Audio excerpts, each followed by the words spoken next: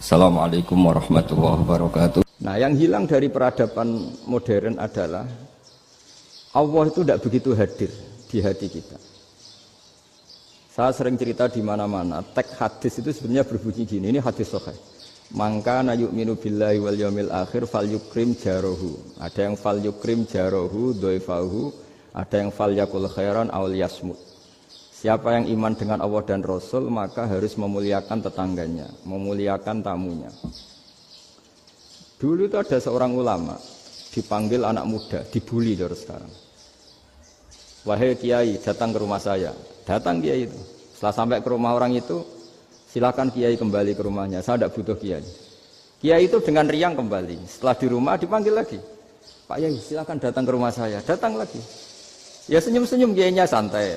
Wah, nggak jadi butuh Pak Yai, silahkan kembali lagi. Sampai 3 kali. Oh, itu kalau rektor digitukan marah itu. Dosen marah. Kiainya santai. Santai, senyum-senyum, rileks. Ketika ditanya, kenapa Pak Yai tidak tersinggung? Jawabannya unik. Anak muda, saya ini senang sekali nuruti perintah Allah, disuruh menghormati tetangga. Sehingga ketika Anda manggil, ya saya datang. Ketika Anda nyuruh pulang, ya saya pulang. Saya senang sekali nyenang kantongku. Dan itu perintah Allah, jadi tidak ada hubungannya dengan kamu. Wah, pemudanya nangis minta dimaafin. Kalau kita kan enggak, kita ini dosen, kiai, mungkin kita doktor, mungkin kita profesor. Tapi kita ini sering didikte oleh orang bodoh. Kalau orang bodoh itu jengkel, lo kita ya jengkel. Lo kamu jengkel, dijengkelkan orang bodoh itu namanya terdikte. Itu bodoh apa pinter?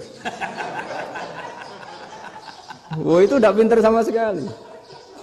Kalau betul-betul kamu pinter hanya bisa didikte oleh Allah Subhanahu wa Ta'ala. Jadi antara hukum Allah apa? Wa ahsin man asa'a ilaika, berbuatlah baik sama orang yang berbuat buruk sama Anda. Itu dikteannya Allah.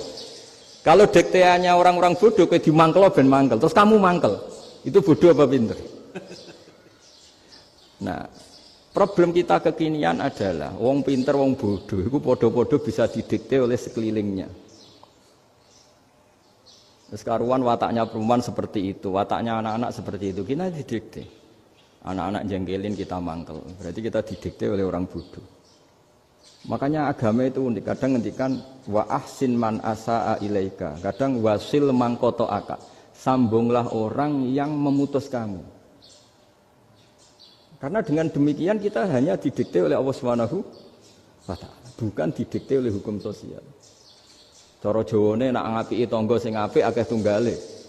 Berbuat baik sama yang berbuat baik pada kita itu mbok orang fasik ya seperti itu, maling ya seperti itu, sama. Tapi kalau berbuat baik sama orang yang berbuat jelek sama kamu itu baru luar biasa. Dan memang teksnya hadis wa ahsin man asa'a ilaika, berbuat baiklah sama orang berbuat buruk sama kamu. Jadi enggak boleh orang didikte. Makanya ngaji di sini diantaranya saya akan cerita dalam sebuah hadis sahih.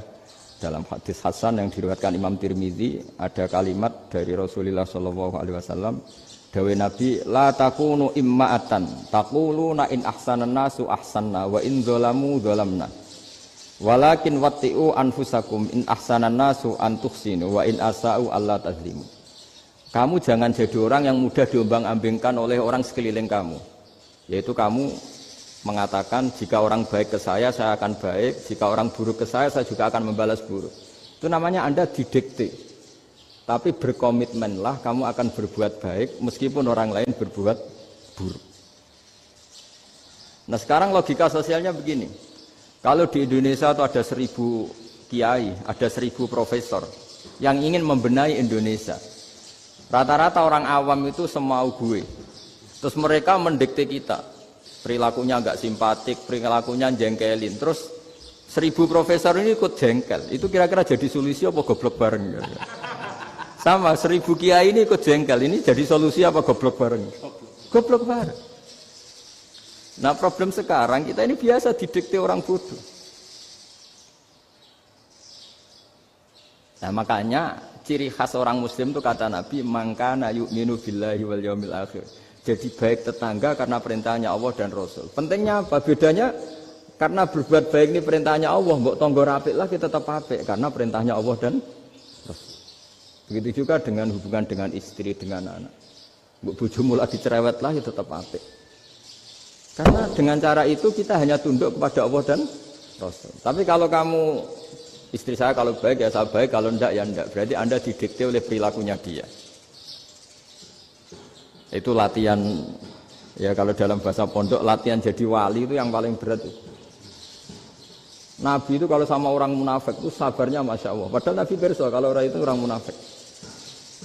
Karena dengan cara seperti itu, bahwa kebaikan Nabi pada seseorang itu atas perintahnya Allah dan Rasul, bukan atas nama servis. Kalau Nabi hanya baik kepada Abu Bakar, itu mungkin orang bilang, wisadune wong Abu Bakar baik sama Nabi. Tapi kalau Nabi baik sama orang munafik, Abdullah bin Ubay bin Salul, itu kalau nggak perintahnya Allah dan Rasul itu nggak bisa. Nah ini cobalah berlatih seperti itu sehingga kita tidak mudah didikte. Ya saya ulang lagi nggak mudah apa? Didikte. Maka di antara kebaikan Allah dan Rasul adalah bahkan orang dolim saja diberi jatah rahmat. Makanya tadi seperti mukadimah yang dibaca Pak Haris tadi, agama ini rahmatan lil alamin. Orang yang dolim saja dapat jatah apa? Rahmat, apalagi yang soleh. Nah kemudian yang perlu dicatat, kenapa kita menjadi enjoy dengan Islam? Islam itu adalah agama yang tidak didikte oleh materi. Jadi kalau Anda ingin makan enak, mungkin kalau pikiran kebanyakan orang, anak-anak muda yang milenial, yang gaul, ingin makan enak ya makan yang disukai. Misalnya sate atau bakso Malang atau apalah. Kalau orang-orang yang jadi wali gak gitu cara berpikir. Ini yang masih orisinil. Ditanya, ini dunia baru kesulitan makanan, baru resesi. Cara makan enak gimana? Jawabannya lucu. Ya gampang, idamuhu alju. Idam itu lauk. Kalau kamu ingin makan lauknya paling enak apa? Alju. Kamu harus lapar banget. Sampai kalau puasa itu melihat tempe itu wah luar biasa. Tapi kalau kamu nggak puasa, air putih itu nggak menantang. Tapi kalau puasa, tempe air putih itu menarik dan Anda tetap lahap. Apa? Karena lauk terbaik adalah alju, yaitu lapar. Nah tapi kita ini enggak. Kita ini kayak orang bodoh. Kayak orang bodoh tadi, profesornya makan nyaman ya kalau sesuai selera. Nah itu kan sama dengan anak-anak ABG. Anak ABG itu makan lahap ya kalau yang disukai. Lalu bedanya apa ABG sama profesor? Kalau cara berpikir masih sama kan itu. Kiainya juga gitu. Kiai makan enak kalau yang disukai, kalau enggak. Lalu bedanya apa kiai sama orang awam? Orang awam juga gitu, makan lahap ya kalau yang disukai. Nah ternyata perilaku kita ini yang pintar sama yang bodoh sama. Kalau kamu ingin berkasta lebih baik, itu cara makan enak itu apa? Idamuhu al-ju'. Lauk terbaik adalah karena kita sangat lapar. Makanya masyhur dalam cerita-cerita tarikh sirah nabawiyah. Nabi diberi hadiah, beberapa hadiah. Di antaranya ada yang diterima, ada yang enggak. Termasuk yang dikembalikan itu dokter. Ada seorang raja memberi hadiah Nabi dokter Tobit. Itu sama Nabi dikembalikan. Karena dokter ini sudah lama kumpul Nabi itu nggak pernah sakit. Akhirnya dokter ini putus asa, ini nggak perlu diobatin. Ketika ditanya, kenapa ya Rasulullah engkau tidak pernah sakit? Karena kita ini kaum, kita ini komunitas masyarakat yang tidak akan makan kecuali lapar. Dan kalau sudah makan berhenti sebelum kenyang. Jadi sederhana sekali pengobatan zaman Nabi. Sebagian besar penyakit itu pasti disebabkan kita ceroboh dalam hal makan. Sudah ngerti kalau durian masalah, kalau makan durian enggak kehitung gitu. Apalagi kalau gratisan itu tambah banyak gitu. Pola tidur juga gitu, kata Nabi. Dan kita tidak tidur kalau tidak sangat ngantuk. Nah, itu namanya orang-orang soleh yang sudah ada didikte materi. Kalau yang didikte materi kan bisa tidur nyenyak kalau kasurnya enak, AC gini-gini. Sebenarnya enggak, tidur enak itu ya kalau sangat ngantuk. Mbok di gudang, mbok di bis, kalau sangat ngantuk ya semuanya ya enak. Sama, mbok lapar, mbok hanya tempe, tapi kalau sangat lapar itu ya enak. Nah ini ilmu yang mulai hilang, ilmu-ilmu yang mulai hilang. Nah, cara ibadah juga gitu.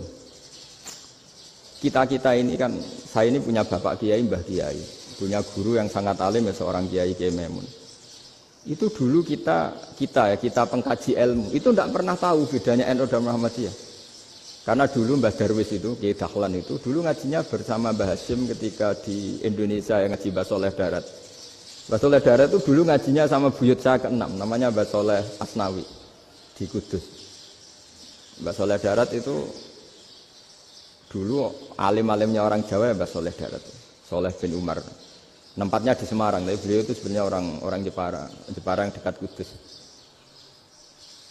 Setelah di Mekah, Mbah Hashim ini mondoknya, mulazimnya ke Syekh Mahfud Termas. Tapi sesekali ke Syekh Khotib Minangkabau. Nah yang Mbah Ahmad Dahlan lebih sering ke Syekh Khotib Minangkabau, sesekali ke Mbah Mahfud. Singkat cerita, karena Syekh Khotib Minangkabau sudah modern, terlibat organisasi dunia. Pas itu beliau pengagum Muhammad Abduh, pengagum Rasid Ridho. Sehingga bawaannya Mbah Dahlan itu lebih pergerakan, karena beliau lebih mengidolakan Syekh Khotib. Nah Syekh Khotib sendiri sebenarnya orang Minangkabau. Jadi beliau namanya Muhammad saja sebenarnya. Jadi menantunya orang Arab. Oh itu dicibir mertuanya ini karena punya mantu orang Jawa, orang ndak Arab. Singkat cerita terus si mertuanya bilang gini, kamu jangan pernah bilang kalau orang Arab itu mansa kanal Arab, orang yang bertempat di Arab. Walakin mantakallama bi arabiyyin fasihin, tapi orang bisa ngomong Arab secara fasih. Singkat cerita, kalau kamu tidak percaya, nanti suatu saat menantu saya kalau Jumatan, tidak usah kamu kasih tahu, langsung suruh jadi khotib. Nggak usah kamu kasih tahu, syaratnya tidak usah kamu kasih tahu. Kalau sekarang kan enggak. Kalau dosen mau jadi khotib kan mengumpulkan materi dulu. Lucunya di antara materinya itu dari TV, makanya jadi ribet kan khutbah sekarang. Kalau musim corona ya akan ngomong corona, musim apa yang ngomong apa. Jadi lagi-lagi didikte oleh media. Sebenarnya kalau ngomong kan sesuai kebutuhan umat, ini obatnya apa. Tapi enggak sesuai trending topik, itu kan kayak anak-anak gaul. Ini dokter kok gitu kan aneh. Singkat cerita si khotib ini enggak dikasih tahu, saya Muhammad tadi enggak dikasih tahu, langsung disuruh khutbah. Fatakallama bikalamin fasihin. Dia ngomong fasih sekali. Bahkan ngalah-ngalahi fasihnya orang Arab asli. Semenjak itu beliau dapat gelar Al-Khotib, orang yang cakap berpidato berkhutbah. Makanya terus dia Syekh Khotib Al-Minangkabau. Jadi orang Indonesia itu luar biasa. Dulu yang namanya orang Indonesia di Arab Saudi itu dihormati sekali, karena yang ke sana itu pasti ulama. Sudah alim di Indonesia ke sana, termasuk Mbah Ahmad Dahlan, Mbah Hashim dulu karena sama-sama muridnya Mbah Soleh Darat. Lama-lama yang ke sana itu TKI TKW itu ya mulai agak dibully. Dulu Syekh Nawawi di antara ijtihad yang dihormati itu beliau mengkritik nyuwun sewu orang yang kan orang biasanya normalnya kan muji orang mati syahid. Hebat orang mati syahid itu hebat gini. Oke, kita sepakat orang mati syahid itu hebat. Tapi kata Imam Nawawi dengan syarat niatnya itu li'ila'i kalimatillah dan itu bawaan takdir. Seorang lagi itu bawaan takdir, harus mati di medan perang. Tapi tidak boleh seseorang ini niat perang tapi niatnya supaya syahid. Karena kalau begitu berarti dia berniat supaya menjadi maktulal kafir, orang yang dibunuh orang kafir. Kedua, dengan dia mati berarti pasukan Islam berkurang. Berarti dia ingin pasukan berkurang, hanya ambisinya dia ingin langsung ke surga. Misalnya pasukan orang Islam itu 10, orang kafir 10. Kalau kamu ingin syahid berarti mati 1 kan, tinggal 9 kan. Nah kalau yang seperti itu 10 kan mati semua. Gara-gara ingin syahid akhirnya perangi rapati tenanan, benang mati, benang mlebu swarga. Kata Syekh Nawawi, ya enggak. Kalau kamu perang sama orang kafir ya niat menang. Dengan niat menang ini kamu ingin li'ila'i kalimatillah. Tapi kalau kamu ingin syahid berarti kamu menuruti keinginan nafsu kamu yang cepat masuk surga. Itu orang Arab kagumnya bukan main. Karena di mana-mana orang itu dinilai dari niatnya. Paham ini ya? Tapi perang loh ya, dalam kondisi perang, bukan teroris. Perang itu artinya orang kafir yang ingin bunuh kita, itu perang namanya apa? Perang. Dulu orang cerita syahid itu hanya pokoknya syahid itu hebat, pokoknya syahid itu hebat. Syahid di medan perang itu hebat, pokoknya syahid di medan perang hebat. Tapi ketika Syekh Nawawi memberi penjelasan ilmiah, jika kamu perang ingin cepat mati, ingin cepat syahid, artinya ini untuk pemenuhan diri kamu, karena kamu bayangkan langsung masuk surga. Kamu lupa bahwa dengan kamu dibunuh, kekuatan Islam berkurang. Akhirnya beliau memberi penjelasan, syahid itu bagus, itu sebagai takdir. Hanya takdir itu kita perang yang ingin menang, tapi takdirnya mati. Jangan dibalik oleh perang rapati tenanan benang mati nang mlebu. Itu yang pertama, termasuk ulama yang pertama memberi penjelasan itu Syekh Nawawi. Akhirnya melahirkan kekaguman yang luar biasa dengan tafsir Munirnya itu. Terus beliau itu orang yang rileks kalau menjelaskan ilmu. Ini ya juga guru-gurunya Mbah Hasyim, Mbah Guru sama Mbah Hasyim sama Mbah Ahmad Dahlan Syekh Nawawi itu. Jadi dulu yang alim di Arab itu ada Syekh Nawawi, ada Syekh Khotib Minangkabau, ada Syekh Bakir Jogja, ada Syekh Mahfud Termas. Itu orang Indonesia banyak sekali yang alim. Bahkan diantaranya yang dikagumi Al-Azhar itu juga orang Indonesia, nama Syekh Abdul Manan, itu mbahnya Syekh Mahfud Termas. Itu pertama ada duta besar Indonesia di Mesir, itu termasuk barokahnya Mbak Abdul Manan tadi, itu juga orang Indonesia. Jadi pemahaman ulama Indonesia itu khas, termasuk ketika memaknai apa? Syahid. Ketika memaknai apa? Syahid. Itu unik. Ketika Syekh Nawawi diuji dulu itu yang namanya ulama diuji dulu oleh 100 ulama. Jadi dulu ya ada kompetisi. Imam Bukhari diakui jadi ahli hadis itu diuji oleh mi'atu muhaddisin, 100 orang ahli hadis, sanad dibolak-balik, matanya dibolak-balik, tapi beliau tetap bisa mengembalikan proporsi sanad itu. Syekh Nawawi pernah diuji gini. Ayul afdol al ulama awe salatin. Keren mana ulama sama raja atau sama orang-orang kaya, sama penguasa? Ya keren ulama. Terus dibully sama orang. Tapi setahu saya banyak ulama yang antri di rumahnya raja. Tapi saya tidak tahu melihat raja antri di rumahnya ulama. Kan kebanyakan kan mungkin ustadz atau kiai yang antri ngajukan proposal kan enggak. Nah, kalau raja kan enggak pati itu, malah enggak usah antri. Kiainya sudah nyambut sebelum datang. Jawabannya lucu Syekh Nawawi itu, dan yang tanya itu langsung diem. Ya karena ulama itu tahu fungsinya uang, sehingga cara nyari sampai seperti itu. Sementara raja-raja itu tidak tahu fungsinya ilmu, makanya tidak pernah sowan ulama. Sehingga, jadi ya dianggap enteng saja. Ulama kan tahu fungsinya uang, tahu untuk pondok, tahu masjid. Sementara raja tidak tahu fungsinya ilmu. Jadi itu khas Jawa ya. Khas Jawa, khas Indonesia. Apa-apa yang menurut orang banyak dengan tanda kutip itu buruk atau baik, itu orang Jawa menafsirkan tuh gampang saja. Sehingga semenjak itu Jawa itu dipandang betul. Saya punya kitab namanya Qadhayal Haji wal Umrah. Itu terbitan Hayatul Ulya Arab Saudi, milik Wahabi. Itu diantara fatwa yang dipakai untuk solusi muskilatul haji, problem-problem haji kekinian. Itu fatwanya syekh-syekh yang dari Indonesia, termasuk Syekh Khotib Minangkabau, Syekh Nawawi Banten, Syekh Bakir Nur Jogja. Misalnya begini, dalam fatwa-fatwa yang menyulitkan kita ya, sampai sekarang jadi perdebatan. Ketika Safa dan Marwah itu dengan batas tertentu, saya ulang lagi dengan batas tertentu, mau tidak mau atas nama kebutuhan, itu kan butuh perluasan. Karena kalau naik turun itu mudah disepakati ulama. Jadi misalnya gini ya, saya punya tanah seluas ini. Pasti orang akan mengatakan sampai bawah ya tanah saya, sampai atas tanah saya. Itu mujma' alaih, itu disepakati. Sehingga Nabi ngendikan al-Ka'bah min tuhumil ardi ilas sama Ka'batun. Ka'bah sampai ujung bumi, sampai ke aras semuanya Ka'bah. Sehingga tidak ada perdebatan ulama ketika Masjid Haram ditingkat, kemudian yang di atas sholat. Tetap dia menghadap Ka'bah. Tidak harus diluk melihat di bawah, enggak. Karena Ka'bah sampai langit. Sama, tanah Anda kamu tingkat sampai 10, enggak ada tetangga protes. Karena bawah sampai atas tanah Anda. Tapi kalau diperluas, tanah Anda kamu luaskan setengah meter saja atau 3 cm saja, iso geger mbek tonggo. Karena di mana-mana batas itu ya tadi, kalau atas bawah miliknya, kalau samping enggak. Pertanyaannya, perluasan Mina itu ke samping. Perluasannya Matof yang Mas'a itu juga ke samping.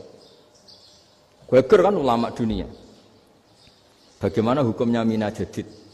Mina yang diperbarui atau Mina yang diperluas. itu diantara rujukan baik yang membolehkan maupun yang menentang. Itu ya Syekh Indonesia. Itu orisinal tuh. Saya punya kitab orisinal terbitan Hayatul Ulya, kira-kira ya kemenaknya Arab Saudi kalau di Indonesia itu. Itu yang dirujuk dawuh Syekh Nawawi, dawuh Syekh Khatib Minangkabau. Karena apa? Ada logika khas Jawa. Misalnya begini. Meskipun saya tidak perlu fatwa Mina jadid sah apa enggak, memang jadi perkhilafan ulama. Misalnya kampung ini dinamai Mina. Pertanyaannya gini, tanah yang di samping ini bisa milik Anda apa enggak? Ya bisa Gus kalau dibeli atau dihibahkan. Berarti tanah di samping Anda menjadi milik Anda karena ada proses pengambil alian lewat beli maupun hibah. Nah masalahnya ini negara itu berhak menganeksasi atau memasukkan ini sebagai Mina. Itu ulama Jawa kalau ditanya, alasannya apa? Fa innal muttasila bis-syai' hukmu dzalika syai'. Karena yang gantet, yang mutasil itu bisa dihukumi seperti sesuatu itu. Jadi kalau ini Mina, ya yang gantet Mina ini ya bisa dikatakan Mina. Beda dengan membuat Mina Malang Mina, wah itu tidak bisa, tidak mutasil kan? Itu enteng sekali ulama Jawa. Satu ya tentu karena kebutuhan, tapi asal masih al-muttasilu bihi, yang masih tanah yang masih mutasil. Nah, ketika perluasan antara sofa dan marwah kan misalnya ini batas luasnya sofa, ini batas luasnya marwah. Lalu atas nama kebutuhan, sofa marwah itu sampai sini. Sampai agak meluas ke sini. Itu geger Arab Saudi. Wah, ini gimana? Padahal tawaf itu harus antara gunung Sofa dan gunung Marwah. Sa'i itu ya. Tapi kalau istilah Quran memang tawaf sama-sama. Makanya apa? Inna Sofa al-Marwata min sya'airillah faman hajjal baita wa i'tamara fala junaha alaihi ayyat tawafati. Nah, jadi kalau istilah sa'i di Quran itu masih tawaf. Karena harus ada, kalau bisa lah, bukan harus. Kalau bisa memang harus ada unsur muternya. Kita kalau sa'i kan dari sini Sofa sampai sini Marwah. Terus kan agak muter ke sini. Nah, kan agak membentuk lingkar, nah, makanya Quran tetap mengistilahkan apa? Tawaf. Jadi bukan sini ke sini, terus sini ke sini kan enggak, tapi sini sampai sini, terus muter kan, terus sini. Jadi antara setar dan selama ini prakteknya kan gitu ya. Sofa ngambil sini, terus ke sini, terus agak muter. Nah, karena ada unsur agak muter ini, terus orang menyebut apa? Tawaf. Tapi itu bukan syarat sah, ini cerita ideal. Saya ulang lagi ya. Gunung Sofa itu puncaknya atau pucuknya kalau dalam bahasa Jawa itu ya hanya segini, ini sampai sini. Nah, kelompok Islam yang fikih keras nggak boleh diperluas karena Allah memilih tempat ini itu spesial, jadi nggak boleh ke yang lain. Tapi ketika kebutuhan mendesak, mau tidak mau harus diperluas. Itu jawabnya Kiai Jawa lucu. Gunung sing ketok iku sing dhuwure tok. Sikilane luwih ombo. Jadi karena kan gunung kan bentuknya gini. Nah, sofa yang kecil itu yang atasnya, tapi sikilannya sini kakinya lebih luas. Jadi boleh perluasan asal tidak melebihi kakinya. Ya dihitung ya lebih luas. Jadi Kiai Jawa itu kayak wong delok gunung Penanggungan, kayak gunung Arjuna. Di mana-mana puncak gunung itu lebih kecil timbang kakinya. Artinya diperluas ini bukan berarti tidak di sofa dan tidak di... Itu khasnya Jawa. Jadi jangan kira orang Jawa itu udah hebat-hebat sekali. Termasuk perkembangan hotel di Arab Saudi. Itu dulu sebelum ada hotel. Buyut saya kelima atau keenam dulu haji, namanya Badur Rahman.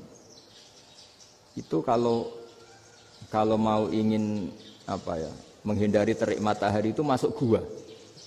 Itu masuk gua itu hanya separuh badan, kakinya di luar. Jadi jangan bayangkan kalau gua di Indonesia kayak gua Akbar di Tuban orang bisa masuk jalan-jalan, enggak. Gua di Arab itu kayak cepitan batu, tidak sampai masuk. Sehingga kepalanya dimasukkan, kakinya masih kena matahari, saking panasnya Arab Saudi. Sehingga dalam bayangan hijrah ketika Nabi bersembunyi di gua apa? Sur. Itu kata Abu Bakar, kalau orang kafir melihat kakinya pasti melihat kita karena nggak bisa masuk penuh. Jadi orang itu mau dempes tok. Sehingga ya kira-kira luasnya gua ya paling segini. Makanya guyonannya kiai-kiai itu untung enggak kayak gua Indonesia. Kalau kayak gua Indonesia laba-labanya capek karena luas sekali.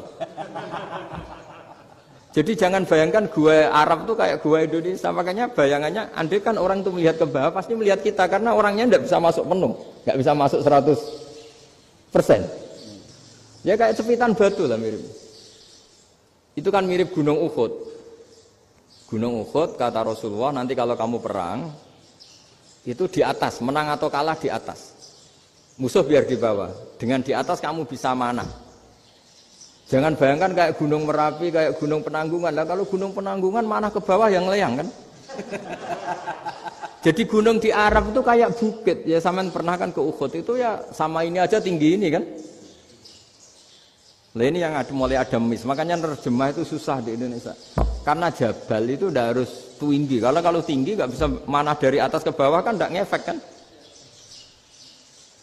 Sama kalau ke Uhud gunungnya kan pendek sekali sehingga yang manah dari atas ke bawah ya kalau kena musuh ya celaka karena memang dekat.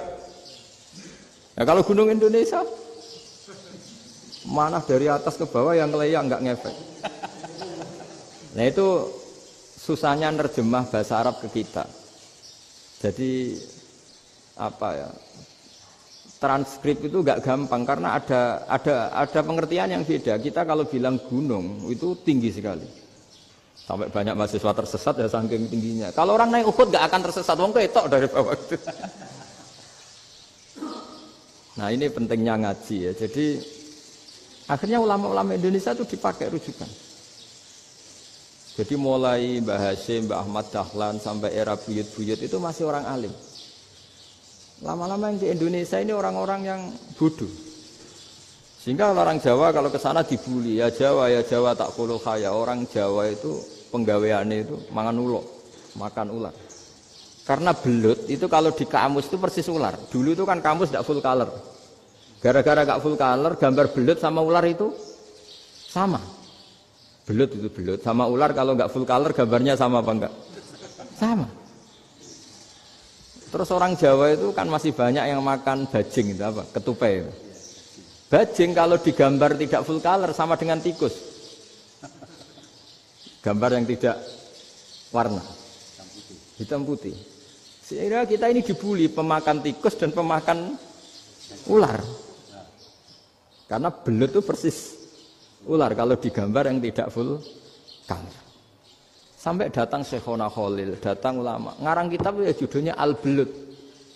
Karena enggak terima bangsanya dinyek makan apa? Ular. Terus dikarang. Wal belut hayawanun bakhriyun terus ya isu fi kadza wa kadza. Itu beda dengan al-hayyah. Itu diterangkan. Mulai bisa nerima. Terus sistem hotel juga gitu. Sampai tanyakan dalam sejarah dulu orang Sedayu ada namanya Syekh Mukhtar.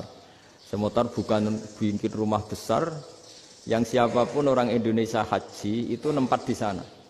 Nah itu yang menginspirasi akhirnya ada hotel. Dulu Syekh Mukhtar hanya menyediakan untuk hujat-hujat Indonesia. Lama-lama jadi hotel.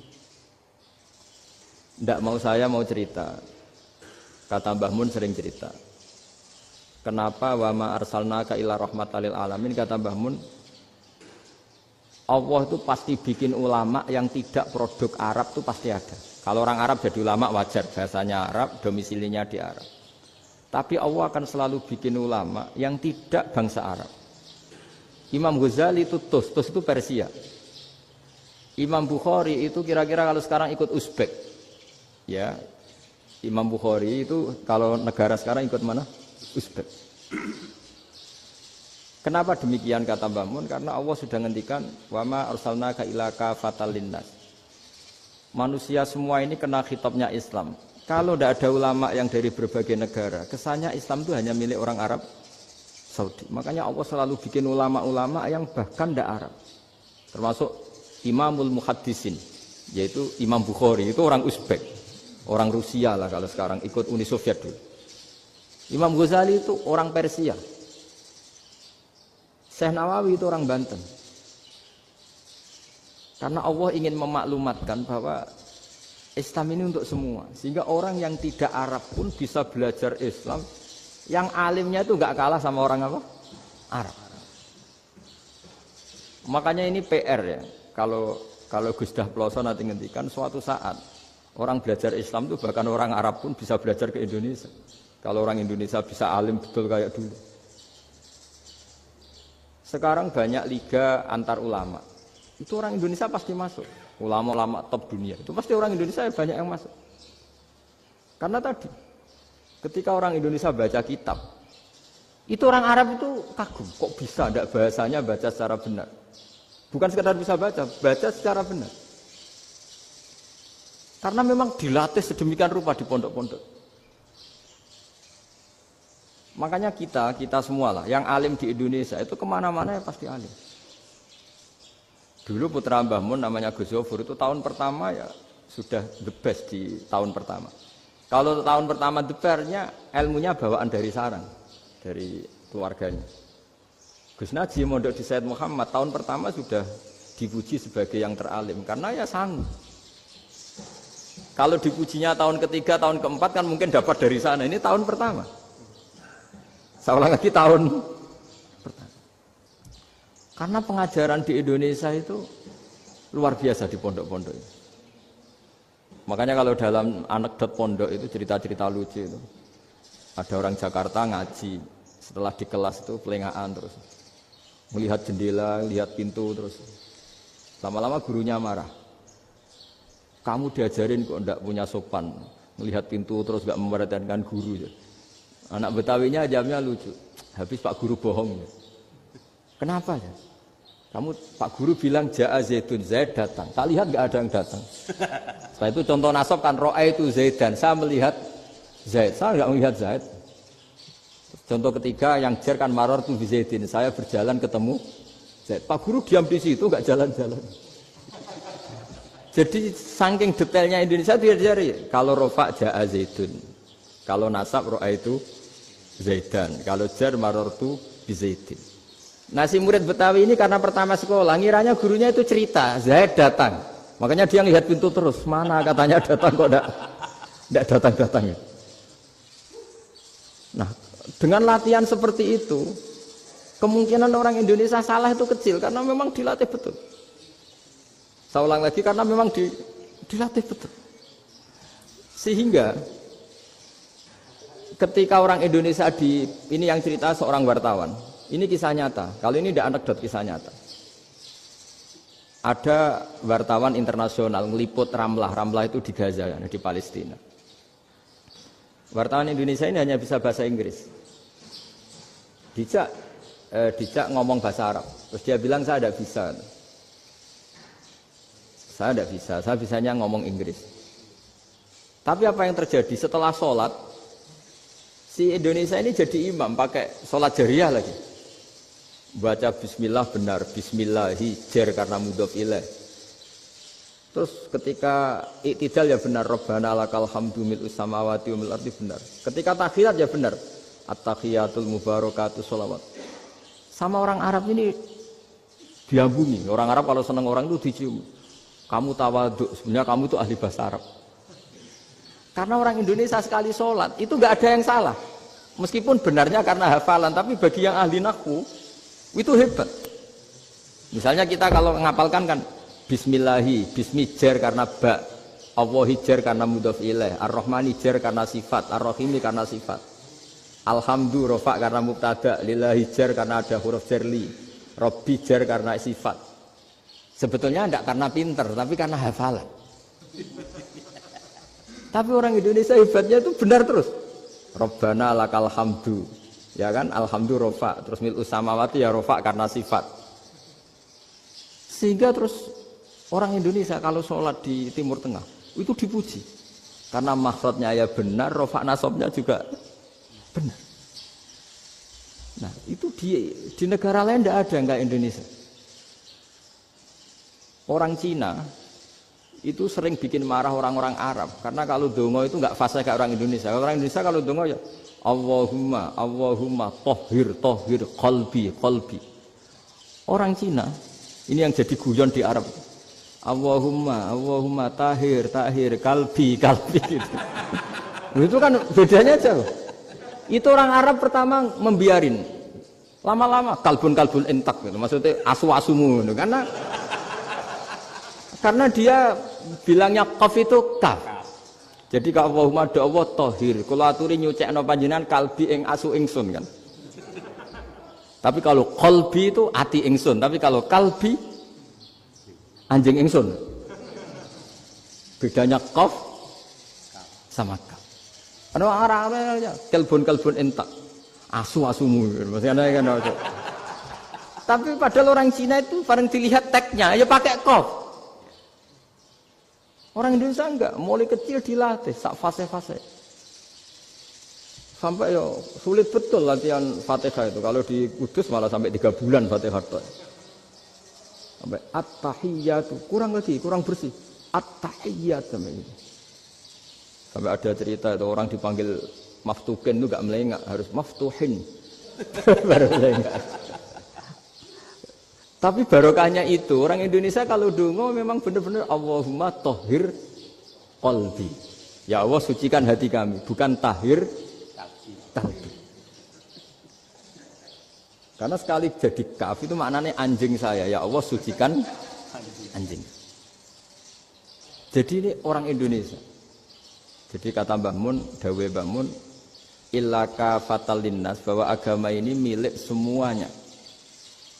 Itu diantara bukti Allah menghendaki atau mendesain Islam seperti ini, orang yang belajar di Indonesia itu pengetahuannya Islam, pengetahuannya tentang Islam itu tidak kalah sama yang belajar di Al-Azhar, sama yang belajar di Arab Saudi. Makanya ini PR-nya UMM, PR-nya IAIN, PR-nya UIN. Bisa enggak sealim mereka dalam bahasa Arab? Nah, bahasa Arabnya mau man anta, ana zaidun. Jangan sampai, karena kita di sana ini kadung dibully. Orang Arab tuh kalau bully kita, sampai tak kasih cerita. Itu ngawurnya Masya Allah. Kata dia, ada anak orang Indonesia haji. Si anaknya orang Indonesia dijotos sama anaknya orang Arab. Dijotos, dipukul.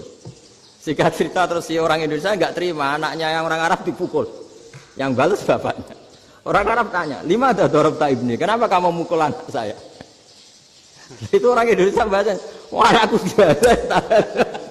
Jadi hanya bilang gitu. Artinya anak saya dihada ya maka tak ada. Bahasa Arabnya gitu. Anak saya dipukul maka saya balas mukul. Itu orang Arab mantuk-mantuk oh gitu. Paham? Suatu saat ada orang Indonesia itu sama orang Arab itu dilus-lus itu ya digini-giniin.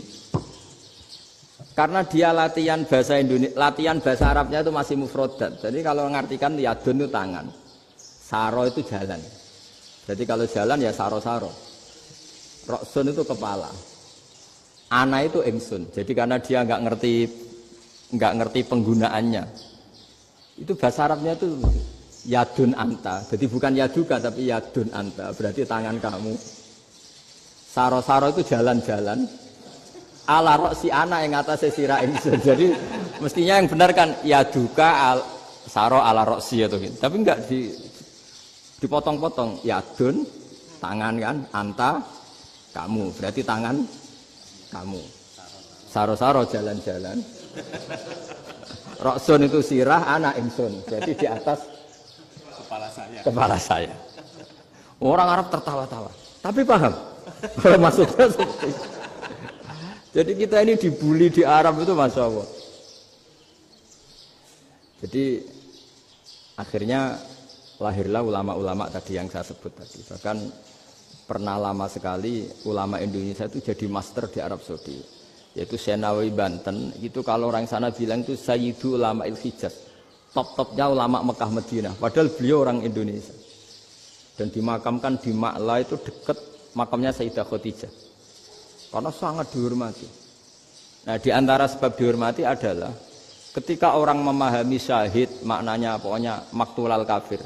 Syahid itu adalah orang yang kalau perang itu mati di medan perang. Itu Imam Nawawi merinci secara detail. Kalau dia perang supaya tujuannya mati syahid cepat ke surga, berarti dia nuruti hadzun nafsi. Ingin cepat ke surga. Tapi dia lupa bahwa dia dengan terbunuh, pasukan Islam berkurang kekuatan. Maka syarat perang yang benar adalah ya ingin menang. Di mana-mana perang ya ilahi kalimatillah supaya kalimat Allah itu menang. Jangan ingin kalah. Soal dia mati takdir, tapi jangan ingin mati. Wah itu terus dikagumi. Ternyata memang, oh iya ya kalau pasukan Islam 10, kafir 10, kita ingin syahid, berarti ya kalau orang ingin syahid kan terus mungkin perangnya tidak hati-hati, main ngawur saja terus kalah mati. Sudah kalon satu kan, terkurangi satu kan. Nah kalau semuanya 10 punya niat gitu, nah itu Syekh Nawawi. Syekh Nawawi itu orang yang begitu gampang nerangkan Quran. Bahkan ketika orang Arab kesulitan ngartikan famathaluhu kamathalil kalbi in tahmil alaihi yalhas aw tatrukhu yalhas. Orang Tomak itu ibarat kayak anjing. Anjing itu kamu kasih makan ya tetap melet, menjulur-julurkan lidahnya, kamu ndak ya ndak. Imam Nawawi ditanya, "Ma wajhusibbi?" Lalu wajah tasbihnya di mana? Beliau menjawab, "Fit Tomak." Jadi anjing punya dua sifat yang berlawanan.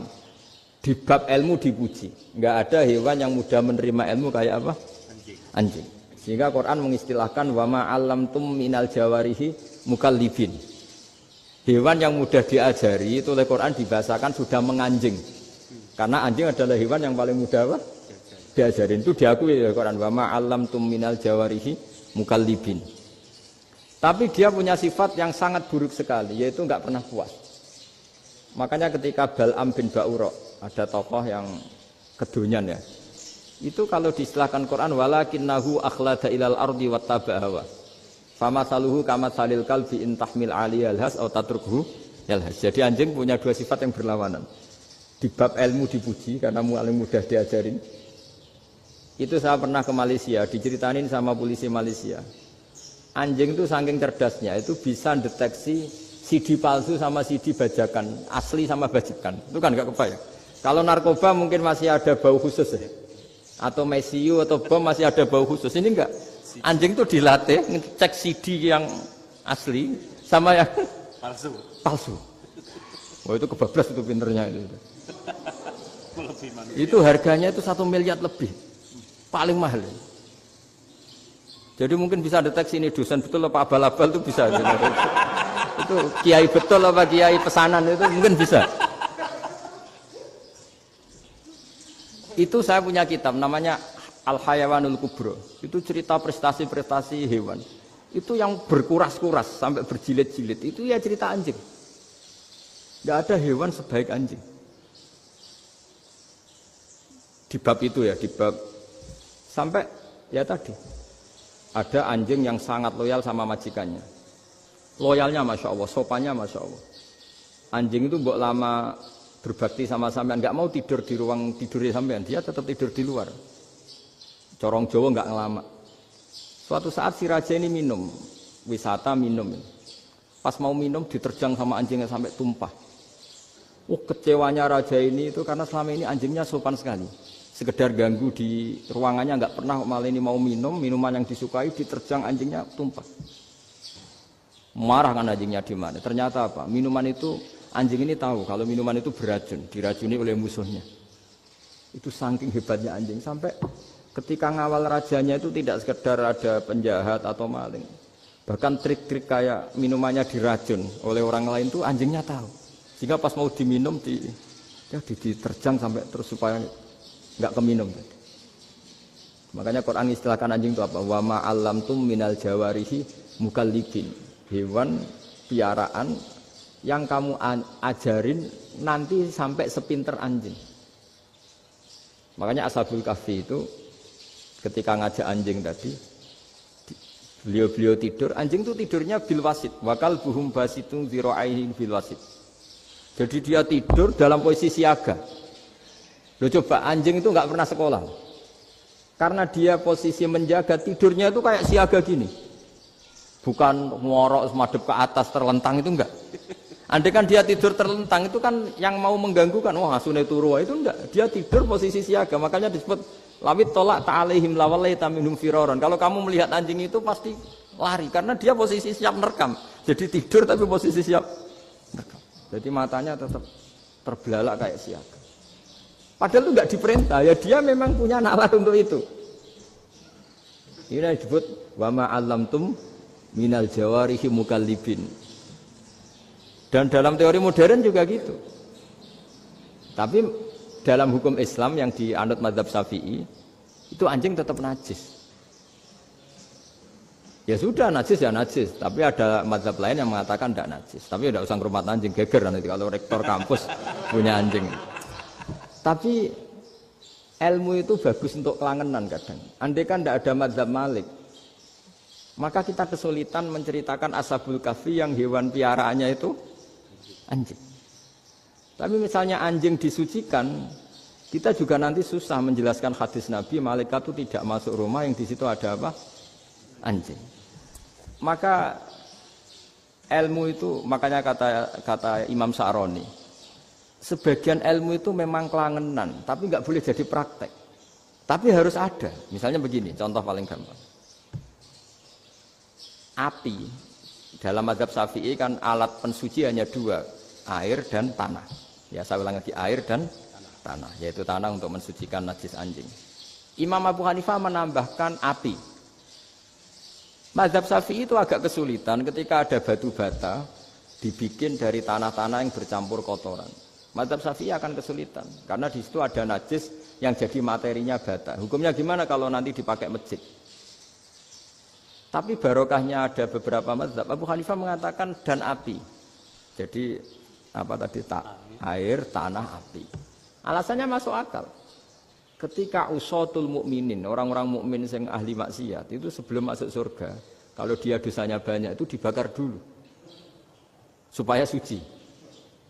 Emas itu untuk memisahkan dengan materi lain juga harus dibakar. Berarti api termasuk alat. Artinya gini, batu bata yang materinya dari tadi najis sekalipun, ini menjadi suci karena ngalami pembakaran. Tapi kata Imam Sa'roni, ilmu ini hanya sebagai ilmu. Jangan sampai kalau kamu mau wudu gak ada air terus membakar diri lah, ini ribet kan. Jadi ilmu itu sebagian memang untuk kelangenan. Karena kita butuh. Andai kan tidak ada mazhab Abu Hanifah, maka kita akan kesulitan pakai bata. Yang kita tahu cara bikinnya kadang di tempat yang kotor, di tempat yang najis. Tapi karena ini ngalami dibakar, maka hukumnya suci menurut mazhab Abu Hanifah. Dan itu sering. Ulama itu sampai apa? Saya punya kitab fikih namanya Fardul Masail. Pengandaian ada masalah. Jadi masalah itu belum terjadi tapi diandaikan. Misalnya kayak di Texas. Bumi itu bulat-bulat. Texas itu kalau dibor itu pas Ka'bah. Lalu kiblatnya di mana? Bumi ini kan hanya rubuk-rubuk seperempat. Yang ada arah itu seperempat. Tapi kalau Ka'bah itu sama Texas, atau Texas dengan Ka'bah itu lalu kiblatnya mana? Wong sudah bebas arah. Maka ilmu mengatakan, mara'ahu muslimuna hasanan fawa indahu hasanun. Kamu jangan nuruti ilmu hakikat, tapi nuruti mindset. Kalau mainstreamnya orang banyak seperti itu, mindsetnya orang sana, misalnya Ka'bah sana, ya ikut sana. Tapi ini tidak mewakili hakikat, karena kalau yang 380 derajat itu kan terus ribet. Makanya ini kesulitan di bab-bab fikih. Ya saya ulang lagi, kesulitan di bab-bab fikih. Makanya fikih itu selalu bicara, misalnya gini, ada orang sholat. Saya ulang lagi. Setelah salam pertama dia kentut, itu sholatnya batal apa enggak? Itu lama berdebat. Yang dikatakan rukun sholat itu salam pertama. Sehingga orang kalau sudah salam pertama, maka sudah keluar dari sholat. Maka kalau kentut gak apa-apa, wong yang keluar dari sholat itu salam pertama. Tapi lalu pertanyaannya, kenapa Nabi salam 2 kali? Lalu yang kedua gunanya apa? Ribet kan, partai ini kalah pasti kalau ditanya gitu. Tapi kalau ditanya dibalik, sholat itu satu ibadah yang dimulai dengan takbir, yang diakhiri dengan salam. Berarti salam pertama itu pengakhir apa nunggu salam kedua? Pertama, di semua ulama bilang salam pertama. Kalau salam pertama sudah pengakhir, berarti pembatalan setelah itu nggak punya efek, nggak punya akibat. Itu kan ribet, debat fikih itu memang ribet. Fikih itu memang senam otak karena pertanyaannya mirip-mirip seperti itu. Nah, sampean milih mana? Milih salam pertama apa salam kedua? Pasti ulama milih salam pertama. Jadi anehnya fikih itu di situ. Misalnya orang mati, takbir itu berapa kali? 4 kali. Andai kan takbir 5 kali itu batal apa enggak? Satu ulama mengatakan 5 kali itu batal. Karena rukunnya sholat jenazah itu takbir 4 kali. Berhubung ini rukun, kalau nambahi ke 5, berarti menambahkan rukun. Kayak kamu sholat, rukuk 2 kali kan batal. Sujud 3 kali, batal. Karena menambahkan apa? Rukun. Berarti kalau takbir 5 kali, batal. Tapi pertanyaannya, takbir itu adalah wiridan biasa. Sehingga kalau ditambahkan, nggak punya akibat, batal. Jadi perdebatan ulama itu kadang ya lucu. Kayak kemarin Pak Haris pas pertama bertamu ke sini mau ngundang saya tak ceritain. Dulu sholat jenazah itu pasti mayat di depan. Karena lazimnya sholat jenazah itu mayat di depan. Tapi mulai dulu ulama sudah berpendapat.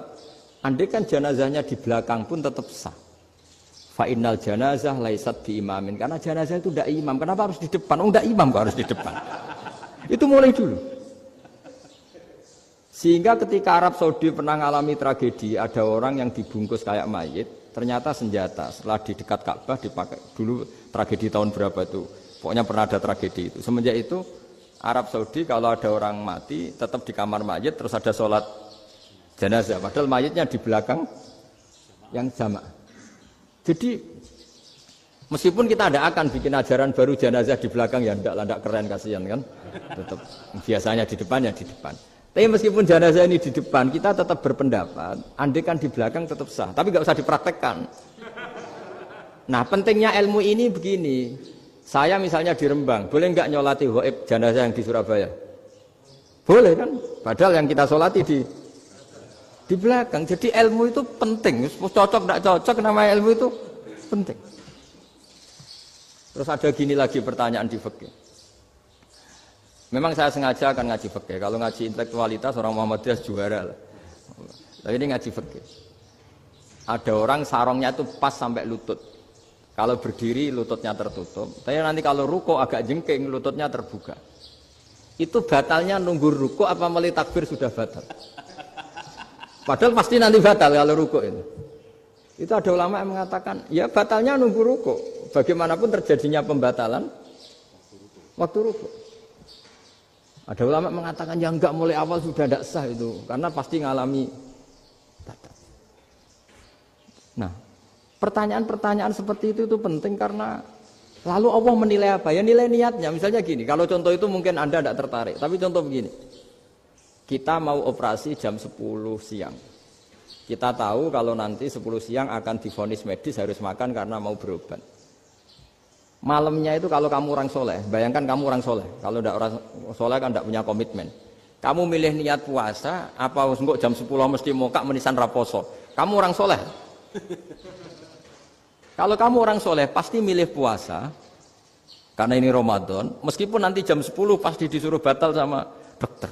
Setidaknya kita berpikir gini, nak mati jam itu paling enggak ditulis saya sebagai orang yang puasa.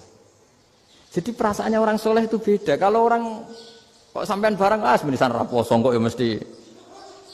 Sampean tidak pernah berpikir bahwa puasa mulai fajar sampai jam 10 itu luar biasa. Bisa saja kita mati jam 7, bisa saja mati jam 6. Kan ditulis Allah sebagai orang yang berkomitmen terhadap puasa.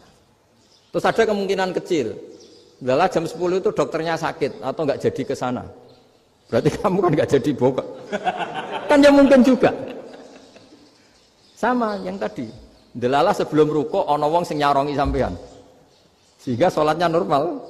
Kamu tidak menemukan pakaian yang pas, jebule pas setelah ruko, mau ruko, ono wong wah sholatnya kira bener disarongi. Itu agama. Jadi agama itu dimulai dari mana coba? Dimulai dari niat, dari komitmen. Nah, sekarang kelirunya kenapa ada garis keras? Agama itu dimulai dari keinginan ideal. Itu yang mulai itu ada orang-orang garis keras. Agama ini enggak, agama ini dimulai dari niat. Sampai ada kaidah agama la yudraku kulluh la yutraku kulluh. Kalau tidak bisa ideal jangan ditinggalkan sama sekali. Tapi orang enggak, sekarang bayangkan Islam itu ideal. Pemimpinnya ya soleh, masyarakatnya soleh, nggak ada maksiat, nggak ada apa. Nan apa ilmu? Kalau secara ilmu mulai dulu ya ada orang dolim, ada orang soleh. Nabi kurang baiknya. Di angkatan itu ya ada orang munafik. Sehingga ulama itu sudah berpendapat ideal itu piye? Zaman Nabi saja ada orang apa? Munafik. Itu ilmu. Kalau nuruti kelangenan, inginnya dunia ya steril, nggak ada maksiat, nggak ada apa. Dan agama itu diciptakan Allah itu memang unik. Calon Nabi misalnya, Nabi Musa itu sing rumah tuh Fir'aun. Ketika Nabi Muhammad lahir, sing ribet manitia ini Abu Lahab. Orang dosen UMM. Coba. Karena Allah ingin memaklumatkan ke kita bahwa agama ini akan hidup di kondisi apapun. Asia, istrinya Fir'aun itu termasuk mukminah yang dipuji Quran. Padahal dia bukan istrinya pengurus NU atau pengurus Muhammadiyah. Istrinya Fir'aun. Tapi itu pelajaran bagi kita bahwa orang-orang baik itu tidak harus di lingkungan yang baik. Masjid paling makmur itu kadang di dunia mungkin, ya jangan bakas Mekah Madinah itu karuan. Mungkin di antara masjid yang makmur justru yang di Kanada, di Amerika mungkin. Karena merasa minoritas itu perpustakaannya ada, kajiannya ada. Tapi banyak masjid di daerah pesantren yang malah sepi. Karena kiainya tahu jamaah di masjid itu wajib. Lalu itu ada daerah pesantren, saya ulang lagi ada daerah pesantren. Didikon pengajian, monggo nekani pengajian, maca selawat ning omah yo ganjaran padha wae. Ribet kan? Mau dibantah itu benar. Mau dibiarin ngerusak tatanan. Jadi saya mohon sekali ya, jadi ilmu itu diperbandingkan supaya perbedaan-perbedaan itu biasa. Dulu Imam Malik itu punya murid namanya Imam Syafi'i. Itu dalam banyak hal. Itu perbedaannya tajam sekali. Ya saya ulang lagi, dalam banyak hal itu perbedaannya tajam sekali. Misalnya begini. Ini terakhir percontohan saya fikih, nanti dikaji sendiri. Ada seorang A'rabi, Ja'a A'rabiyun. Ini di hadis sahih diulang-ulang di semua Al-Kutubus Sittah ada peristiwa ini. Ja'a A'rabiyun ila Rasulillah sallallahu alaihi wasallam faqala ya Rasulullah ahlaktu. Qala wa ma ahlakaka? Qala wa qatu imraati fi nahari Ramadan. Ya Rasulullah, saya ini orang yang rusak. Kenapa? Saya ini hubungan intim sama istri saya ketika masih siang Ramadan. Singkat cerita orang ini dihukum berat sama Nabi. Hukumannya adalah karena dia membatalkan puasa ketika dengan hubungan intim. Sama Nabi dihukum, kamu harus merdekakan budak. Wah, tidak mampu ya Rasulullah, saya tidak punya budak. Jadi ini bukti bahwa agama ini sangat sosial sehingga sebagian kafaroh harus memerdekakan budak. Kamu kalau gitu puasa 2 bulan. Yang baru puasa 2 hari aja kecelakaan malah disuruh puasa 2 bulan. Ya sudah kamu ngasih makan 60 orang miskin. Saya ini orang paling miskin. Kok jadi sudah miskin agak hiper lah orang itu. Poso-poso kok gitu. Itu kata ulama kalau orang Jawa enggak mungkin makanannya tempe mendoan enggak mungkin itu. Di Jawa itu enggak mungkin lah ada orang batal puasa karena hubungan intim. Ada istrinya enggak cantik, cerewet, sang lanang mangane mendoan. Itu enggak mungkin, kecelakaan itu enggak mungkin. Tidak mungkin itu. Tapi kalau Arab mungkin karena makanannya daging. Singkat cerita, terus pertanyaannya gini. Kalau batal biasa itu kan bayarnya puasa 1 hari. Kalau batal, tapi kalau batal pakai hubungan intim, pakai jima kalau dalam bahasa fikih, itu kafarohnya berat. Yaitu merdekakan budak atau puasa 2 bulan berturut-turut. Pertanyaannya gini. Jima istri itu boleh loh tidak zina. Seorang jima istri itu boleh loh tidak zina. Itu kan hukumannya berat. Nah terus Imam Malik berpikir kalau gitu tidak harus jima dong. Poso-poso ora ana uzur ora ana apa terus nyate. Esuk mangan bakso. Tanpa ada alasan syar'i. Hukumnya harus sama dong. Karena jima hukumnya boleh berarti semua iftar, semua pembatalan puasa yang tidak ada uzur syara' maka hukumnya sama, yaitu sanksinya sama. Masuk akal enggak? Masuk akal dalam mazhab Imam Malik. Dalam mazhab Syafi'i enggak. Mulai dulu jima itu beda. Kayak mertamu nih gone wong, mangan iku oleh, tapi nak nggo bojomu mbok jima niku wis nemen ngawure lah. Tetep beda. Dari Imam Syafi'i itu pokoknya beda, jima sama makan itu beda. Lah ya terus lah. Setelah itu terus ada pertanyaan. Bagaimana kalau makan dulu baru jima? Ribet kan? Makanya itu sampai dibabkan Kitabul Khilafil Fiqhi, bab merekayasa fikih. Makanya itu perdebatannya orang Hanafi sama Imam Syafi'i juga sama. Ada orang jam segini lapar sekali, kalau langsung makan kan kena sanksi. Ya pergi aja dulu, pura-pura ngaji ke Gus Bah gitu. Nanti kan jadi musafir kan? Wah itu sudah boleh itu kan? Padahal enggak. Memang dia pergi itu karena supaya bisa makan. Mau enggak kepikiran ngaji kok tahu-tahu ingin ngaji. Mumpung Ramadan nah. Nah makanya dibabkan. Apakah boleh merekayasa fikih? Tapi fikih bisa apa coba? Dengan status kamu musafir, ya memang boleh iftar, boleh berbuka. Nah itu terjadi terus perdebatan ulama menyangkut fikih. Karena memang masalah furu'iyah.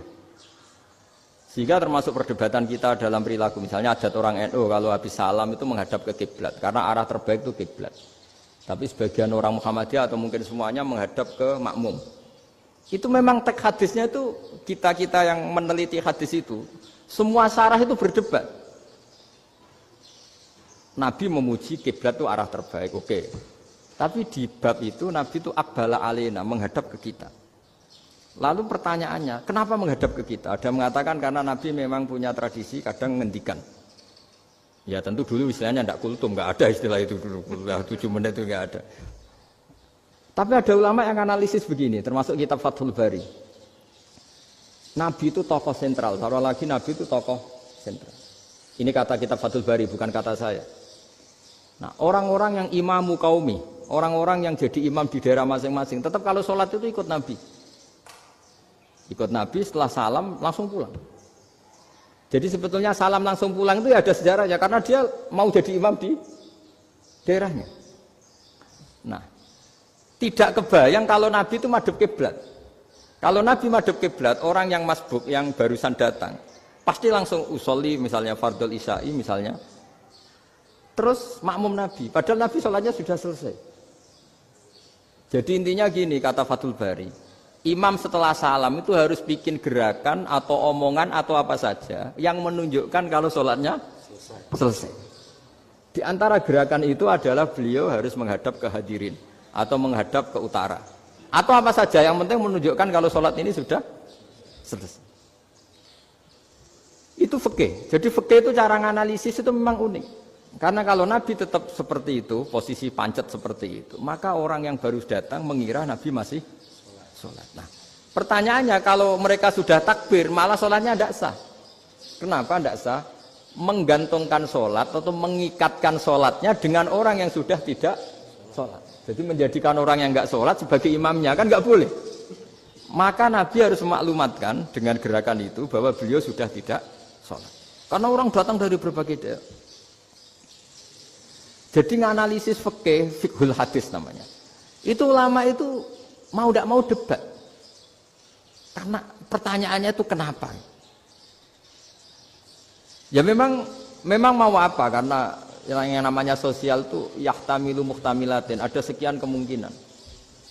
Makanya dalam madzhab istimbat itu, ketika Nabi sedekah pakai tamer, pakai kurma, itu ulama mesti ngitungnya tuh kut. Kut itu makanan pokok. Sehingga Imam Syafi'i mengatakan kalau di Indonesia pakai beras misalnya, karena kutil balat Indonesia itu beras. Oke, Imam Syafi'i mainstream. Tapi ketika era Yusuf Qaradawi di Al-Azhar di Mesir sana, ulama-ulama mulai usil. Sama sih ingat Mbah Mun sering gejlokan, lah iya, petani gabah, petani padi, wis melarat wajib zakat. Petani cengkeh, kakao, suga-suga wajib zakat hanya karena yang ditanam tidak makanan pokok. Jadi mulai ada ulama mulai gerah lah, kalau bahasa politiknya mulai gerah. Yang petani miskin gara-gara yang ditanam padi wajib zakat.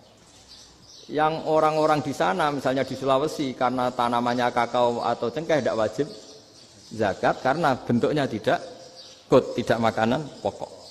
Geger kan di Al-Azhar geger. Akhirnya hampir semua ulama berpendapat Ya sudah sekarang ketika Nabi menzakati kot makanan pokok, itu jangan dihitung sebagai makanan pokok.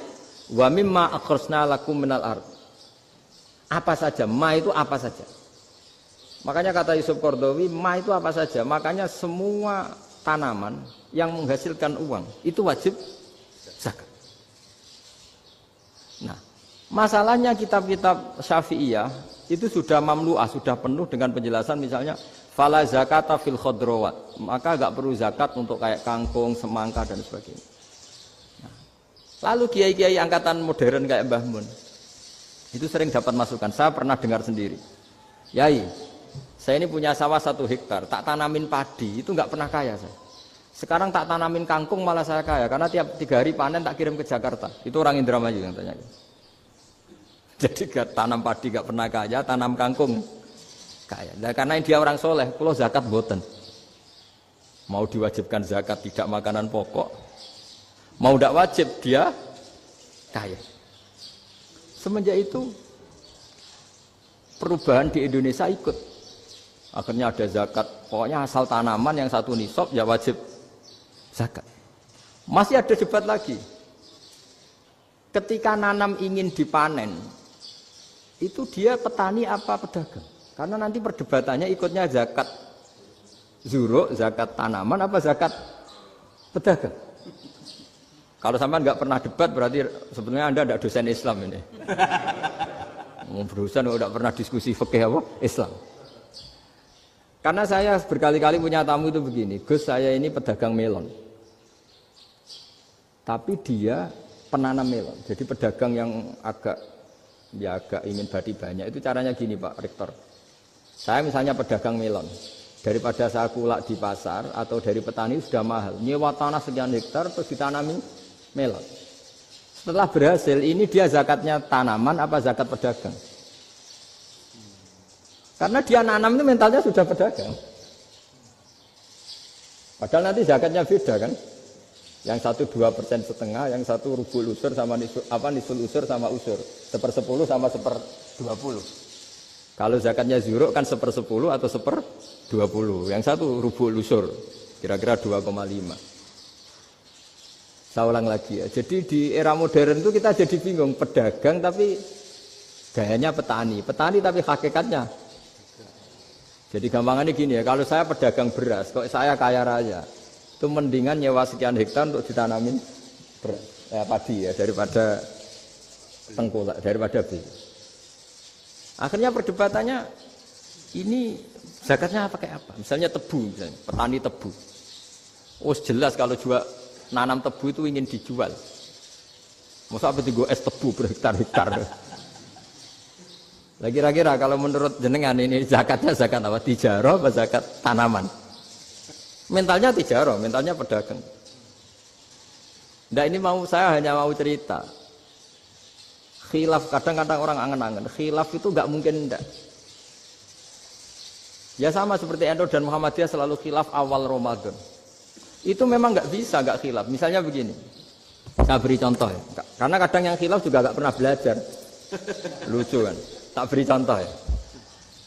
2001 itu abad keberapa coba? Tahun 2001. Abad 21 abad 20? Abad 21. Jadi meskipun terpaut 1 tahun, padahal abad itu 100 tahun. Nah, pikirannya orang-orang Muhammadiyah seperti itu. Hilal kalau sudah melewati garis ufuk, meskipun setengah derajat atau 1 derajat itu sudah ikut bulan berikutnya. Sehingga ya sudah meskipun sekian derajat sudah dianggap Ramadan. Nah pikirannya orang NU enggak. Harus ru'yah bil fi'li. Itu sebetulnya lagi-lagi sebenarnya enggak masalah NU dan Muhammadiyah itu di kitab-kitab ya seperti itu. Kita ini enggak biasa goblok ya. Artinya kita yang keluarga kiai tahunya kunut mazhab Hanafi, enggak kunut mazhab Syafi'i. Tapi tahu-tahu ini mazhab NU, ini mazhab itu aneh itu menurut kita ini anggap apa? Mana ada Muhammadiyah jadi mustahid, mana ada NU jadi mustahid. Jadi sebetulnya orang tahu semua lah. Kalau Abu Hanifah itu tidak kunut, Imam Syafi'i itu kunut. Imam Syafi'i pernah main di masjidnya Abu Hanifah ya tidak kunut, ditanya kenapa tidak kunut? Jenengan itu presiden kunut, tidak sanggup mati Abu Hanifah. Dulu biasa aja. Sekarang geger. Ya karena tidak punya kegiatan. Sebenarnya itu nggak masalah, mulai dulu biasa. Saat teruskan ya. Nah, menurut mayoritas ulama nunggu ru'yah bil fi'li. Ru'yah bil fi'li itu gini. Mata telanjang bisa melihat karena agama ini menggantungkan perintah itu sama melihat. Kalau kamu tidak melihat itu bagaimana kena hukum?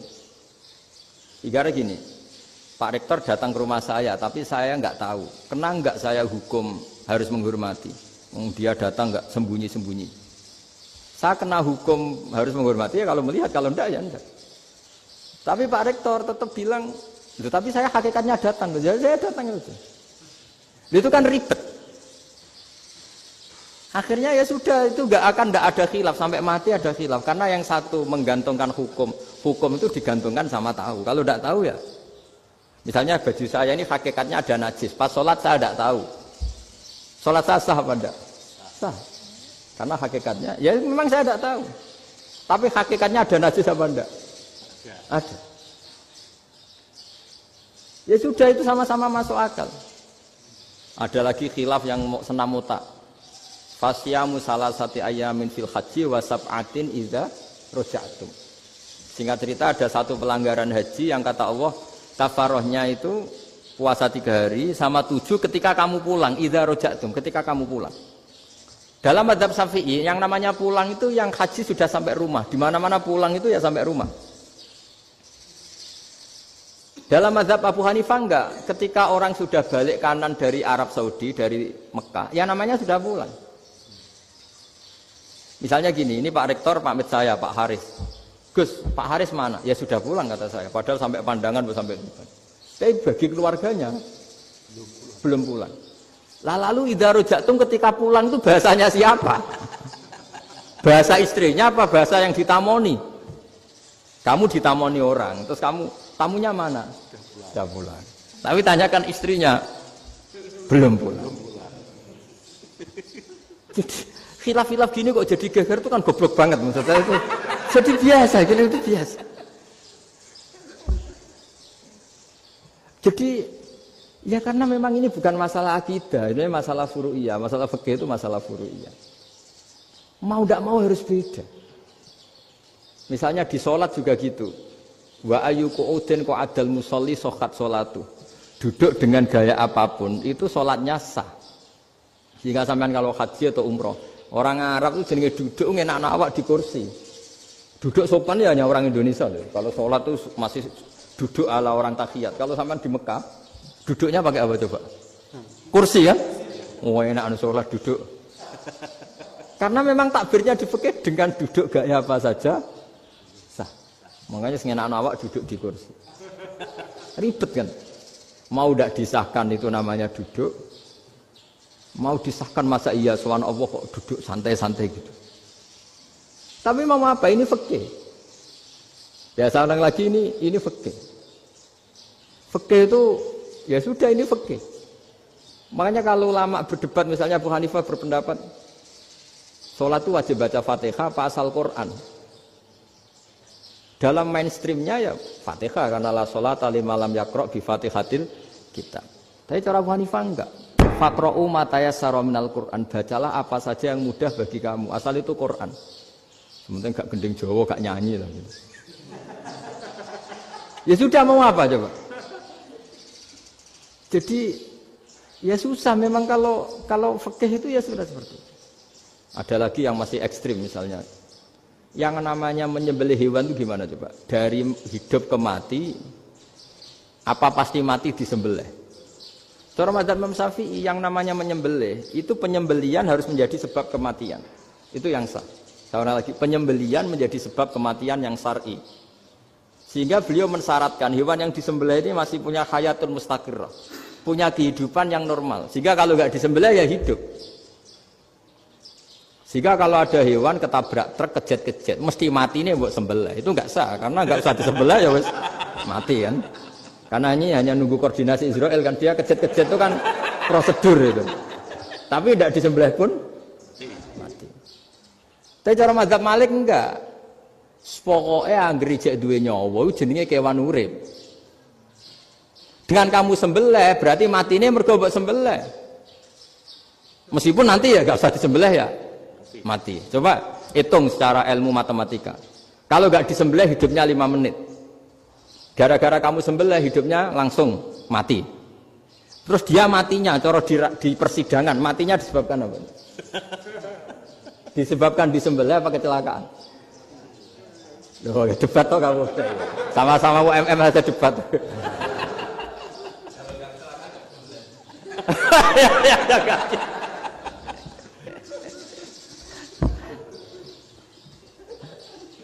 Loh, saya pernah mas ngalami nyata itu. Saya jalan-jalan sama anak saya pakai motor. Sampai di jalan raya gitu ada ayam jago ketabrak mobil, kejet-kejet.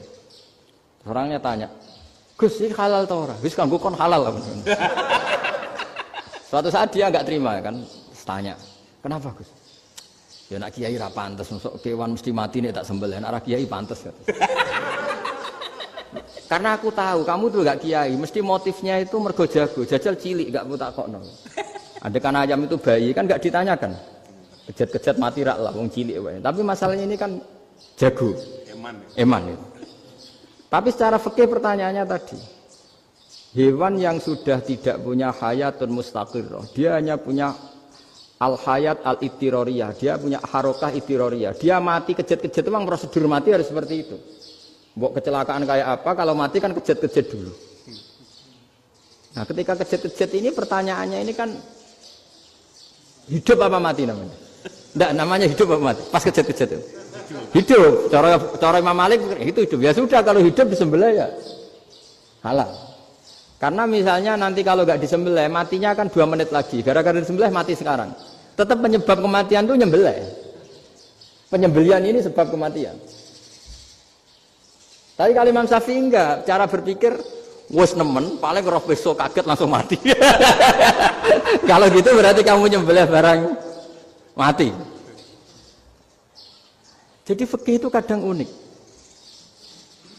Makanya ketika ngitung fikih itu unik ya. Orang keluar mani wajib apa? Mandi kan. Terus Imam Syafi'i ditanya, kenapa kalau orang kelahiran juga harus mandi? Namanya nifas. Fa innal walada waliyun munakidun. Anak ya mani yang menggumpal. Bedanya apa anak dengan mani itu? Jadi fikih itu kadang lucu, di rumah-rumah tenan juga lucu. Keluar mani wajib mandi. Berarti kalau keluar anak ya wajib mandi karena hakikatnya anak adalah mani yang mengkristal.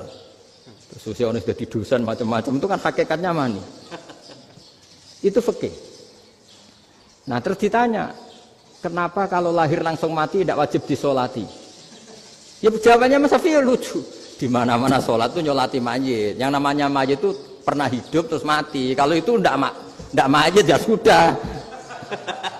Jadi kadang, nah iya kan disebut sholat mayit. Yang namanya mayit itu apa? Pernah hidup. Nah ini kan tidak pernah hidup. Maka ya sudah seperti itu. Jadi nggak khilaf itu nggak mungkin. Nah, kalau qit'atul lahmin, kalau hanya potongan daging, mungkin wah itu tidak manusia karena qit'atul lahmin. Sekarang pertanyaannya, kalau sudah berbentuk manusia, meskipun tidak pernah hidup, nah ini mulai perdebatan karena melihat tidak pernah hidup itu nggak memenuhi syarat. Tapi melihat ini sudah suratu adamiyin, bentuknya sudah. Nah kira-kira gitu perdebatan fikih. Makanya dulu awal mula zaman sahabat itu sudah debat. Masyhur kan. Nabi ada kontingen ke Bani Quraidah. Ya kalau kira-kira saya minta Pak Rektor kamu jangan kalau ke Malang jangan sholat asar kecuali sampai Tuban. Sebelum Tuban ternyata matahari mau tenggelam. Terus Pak Rektor milih, wah sudah sholat di Bulu. Padahal belum Tuban. Padahal saya bilang jangan sholat asar kecuali di Tuban. Yang Pak Haris enggak tetap sholat di Tuban meskipun matahari sudah tenggelam. Karena Nabi menyebut Tuban. Singkat cerita, zaman itu kan Bani Quraidah. La tusolliyanal asra illa fi Bani Quraidah. Kalian semua jangan sholat asar kecuali sampai Bani Quraidah. Ternyata di tengah perjalanan matahari sudah mau tenggelam, kira-kira kurang 2 menit atau 3 menit. Sahabat-sahabat, sudahlah kita sholat asar di sini. Kalau sampai sana pasti sudah tenggelam. Separuh sholat. Yang separuh enggak, kata Nabi harus di Bani Quraidah. Ya sudah nunggu di Bani Quraidah meskipun matahari sudah tenggelam. Sehingga kita dua kelompok ini matur, ya Rasulullah kita ngalami ini perdebatan gini-gini. Di semua riwayat, di hadis-hadis sahih disebut falam yu'annif wahidan minhuma. Nabi tidak menyalahkan salah satunya atau enggak menyalahkan dua-duanya. Itu bahasa Indonesia juga ribet, yang benar gimana itu? Enggak menyalahkan salah satunya, apa enggak menyalahkan dua-duanya? Gimana bahasa benernya? Salah satunya. Salah satunya itu dua-duanya? Ya. Enggak, kalau bahasa Indonesia tidak menyalahkan Kedua-duanya. kedua-duanya apa salah satunya yang benar? Kedua-duanya. Kedua-duanya. Bahasa Indonesia itu ya kadang ruwet ya. Orang pinter kayak Pak Habibie itu namanya ya orang luar biasa. Nanti sekolahnya orang-orang idiot itu ya sekolahan luar biasa. Orang pinter banget bahasa Indonesianya ya luar biasa. Kalau sekolah untuk orang-orang yang idiot juga luar biasa. Jadi kalau dipuji luar biasa itu gak jelas ini luar biasa ya. Gak jelas kadang bahasa kita ini kadang ya gak jelas. Nah itu gak menyalahkan dua-duanya apa salah satunya? Keduanya. Tidak menyalahkan kedua-duanya. Misalnya dibahasakan gak menyalahkan salah satunya, benar apa salah? Benar. Benar, ya sudah benar semua. Jadi itu bukti bahwa ijtihad itu boleh. Saya ulang lagi, bukti bahwa ijtihad itu boleh. Padahal ini jelas, yang satu harus sholat asar, padahal matahari sudah tenggelam. Makanya di antara fikih unik itu begini. Saya ulang lagi fikih unik. Saya menyaksikan betul ketika ada orang tanya Mbah Mun saya ini Kopassus. Kadang latihan itu sampai waktu zuhur habis. Saya harus bagaimana? Jawabnya Mbah Mun itu unik. Sementing ojo ngosor sholat. Engkau yojo niat jamak. Atok kodok katanya. Singkat cerita terus orang ini diskusi sama saya. Karena ini ya alim pernah mondok. Kenapa kosor tidak boleh? Karena kosor itu ekstrim. Merubah bentuk sholat. Dari 4 menjadi 2. Maka alasannya harus jelas. Harus jelas itu. Orang yang latihan di Kopassus itu kan dia sudah berasrama di situ. Berarti dia sudah tidak musafir karena asramanya di situ. Sudah mukim. Kalau dia kosor itu merubah bentuk sholat dari 4 menjadi 2. Merubah itu ekstrim. Tapi kalau dia qadha itu hanya mengakhirkan sholat dari waktunya. Kira-kira kalau kamu jadi malaikat ekstrim mana? Merubah sama menunda? Ekstrim merubah kan? Karena 4 menjadi 2. Terus ojo jamak takdim, tapi jamak takhir. Itu juga penting. Bagi pengkaji fikih itu penting. Kalau jamak takhir itu salah-salah sidik ora pati popo. Kenapa? Kan mirip duhur qadha. Kalau jamak takhir kan. Tapi kalau jamak takdim asar kok di waktu duhur. Ekstrim mana? Perubahan takhir sama takdim itu ekstrim mana? Ekstrim takdim karena melakukan sesuatu belum waktunya. Belum waktunya. Jadi itu memang, ya memang tadi, kajian-kajian fikih itu memang unik. Karena bagi ahlinya, saya ulang lagi, tapi ini saya ulang lagi bagi ahlinya. Makanya ketika Nabi menjamak sholat ketika nusuk, ketika haji itu, kata Imam Syafi'i, lis safar. Karena Nabi pergi jauh, karena rumahnya Madinah. Tapi resikonya fatwa itu adalah orang Mekah nggak boleh jamak, karena kawasannya nggak sampai 90 kilo lah kalau sekarang mungkin. Tapi kalau tahu Imam Malik enggak, jalin nusuk sehingga orang Mekah pun yang haji ya boleh jamak karena alasan jamaknya karena nusuk, karena haji bukan karena jarak. Terus diteruskan lagi. Kalau karena pergi boleh jamak, memangnya pergi itu kenapa? Karena repot. Nah itu masalah kan masakoh. Nah, terus mulai ada orang-orang yang ngawur kan resepsi jamak, ribet. Wes resepsi duit utangan kan capek. Wah itu sudah jamak. Ribet kan. Jadi kalau sudah illatul hukmi itu sudah mesti bikin masalah. Kalau sudah illatul hukmi itu pasti bikin masalah. Nah, pertanyaannya jamak itu masih gampang karena bentuknya sholat masih 4. Yang ekstrim kalau qasar karena bentuk sholat 4 menjadi 2. Maka kata Mbah Mun pesennya nak kue ra mesti bener, jika alasan itu tidak mesti benarnya. Pokoknya sementing tidak kosor. Juga tidak jamak takdim karena kosor ini kan merubah bentuk sholat kan ekstrim. Jamak takdim juga ekstrim karena mendahulukan sholat sebelum waktunya. Kalau jamak takhir kan biasa, kalaupun salah kan mirip kodok. Ya mirip kodok biasa kan. Nah ini saya cerita, jadi fikih itu bagi ahlinya itu memang punya konsekuensi yang seperti itu. Makanya pertanyaannya misalnya bagaimana hukumnya penyembelihan lewat mesin? Ya, ribet kan? Bagaimana nyembelih dari apa ini? Belakang. Saya baca di kitab-kitab nyembelih dari belakang itu ya hukumnya tetap boleh asal apa itu hulkum dan mari itu terpotong. Tapi pertanyaannya jangan-jangan ayamnya sudah kaget dulu karena uratnya ini. Makanya perlu ditanya ahli medis, setelah uratnya tercabut ini jangan-jangan sudah berstatus mati. Kan potensi ketika dipotong dari sini, potensi sudah berstatus mati. Makanya, nah kalau misalnya menyembelih dengan dibuat plak gitu langsung mati juga. Itu tetap ada dokhtoh, kalau dalam bahasa fikih dokhtoh. Dia terkaget, begitu, ada dokhtoh karena nggak bisa bernafas terus mati. Berarti kelangsungannya bangkai. Jadi orang yang pengkaji fikih itu ya seperti itu, memang itu yang ditekuni. Tapi kita sebagai orang awam ya tadi, nak sing kecelakaan itu wedhus, ayam jago ngeman, tapi nak pitik cilik, ikhlas.